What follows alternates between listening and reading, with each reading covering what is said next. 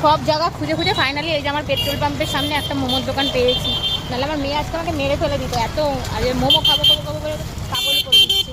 চলো রোড পার হই। মোমো হবে কত করে গো? ফাইনালি মোমোর দোকান পেয়েছি। দেখি লোক নেই, লোক আসুক। হ্যাঁ নিয়ে যাবো।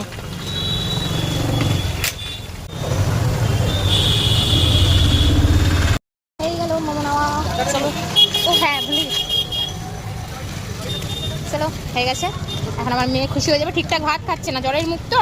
আমার মেয়ে বাইরের কোনো খাবার খেতে ভালোবাসে না, ও জাস্ট একটু মোমো খেতে ভালোবাসে। ওকে চাউমিন দাও, এগ রোল দাও, আর পকোড়াটা একটু মাঝে মাঝে খায়। পকোড়াটা খুব একটা খায় না, মাঝে মাঝে পকোড়াটা খায়। বাট মোমোটা খেতে খুব ভালোবাসে, তাই জন্য ওর জন্য আমি আসলে ও আবদার করলে মোমোটা একটু খাওয়াই। এমনিও বাচ্চাদের বাইরের খাবার বেশি না খাওয়ানোই ভালো।